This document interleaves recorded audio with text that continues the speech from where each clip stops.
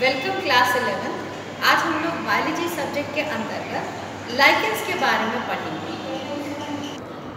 थियोफ्रस्टस ने लाइकेन शब्द का प्रयोग सर्वप्रथम किया था। उन्होंने इसे स्टेम्स के ऊपर सुपरफिशियल ग्रोथ की तरह पाया था।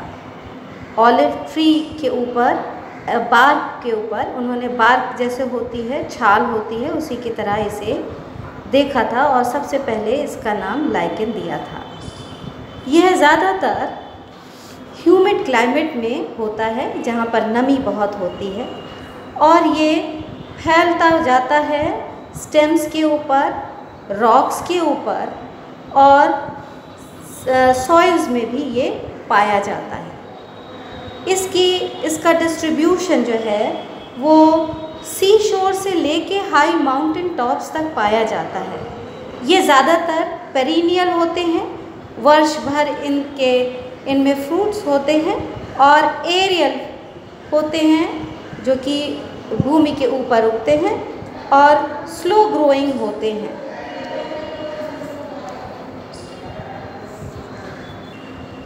ये ज़्यादातर शहरों से दूर होते हैं जहाँ पर पोल्यूशन होता है।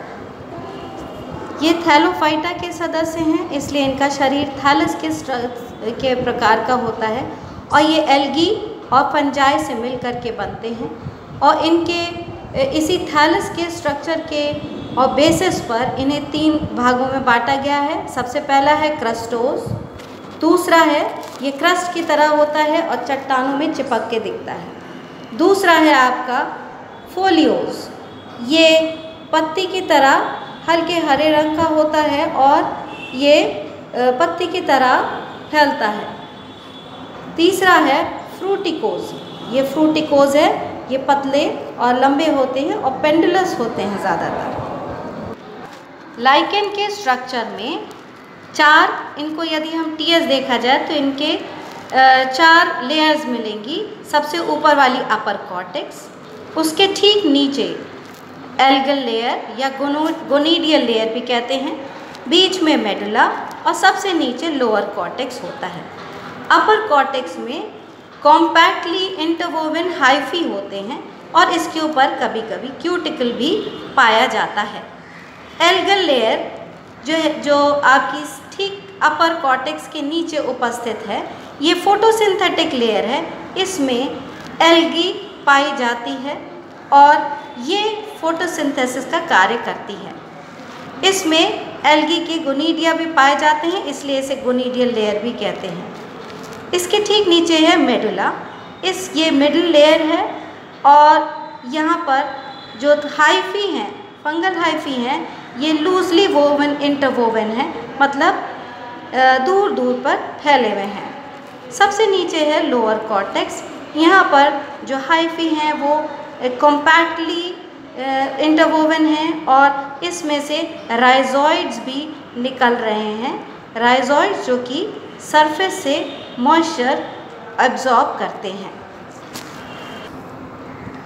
इसकी इकोलॉजिकल इम्पोर्टेंस भी है क्योंकि ये वेजिटेशन के पायनियर्स हैं, मतलब जहाँ पर वेजिटेशन स्टार्ट होती है उगना, वहीं पर ये initiating a giraffe plant succession on rocks, यानी चट्टानों पे पौधों के उगने के क्रम सक्सेशन, प्लांट सक्सेशन में हेल्पफुल है। साथ ही साथ ये रॉक से सॉइल के निर्माण में भी हेल्पफुल हैं क्योंकि यही शुरुआत कराते हैं विदरिंग्स ऑफ रॉक्स की। साथ ही साथ ये एयर पॉल्यूशन के इंडिकेटर्स भी होते हैं क्योंकि ये हाईली सेंसिटिव हैं SO2 यानी सल्फर डाइऑक्साइड से। तो जहाँ पर पॉल्यूशन होता है वहाँ पर ये लाइकेंस नहीं पाए जाते हैं।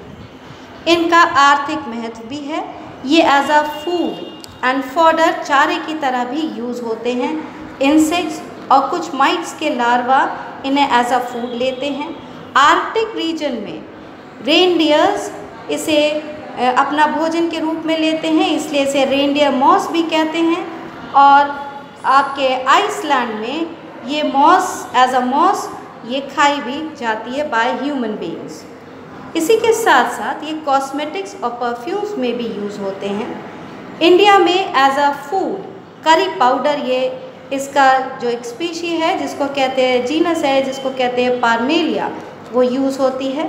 साथ ही साथ लिटमस पेपर आपने नाम सुना होगा, ये लिटमस पेपर बनाने में भी यूज़ होता है, जो कि इंडिकेटर है एसिड और बेस का।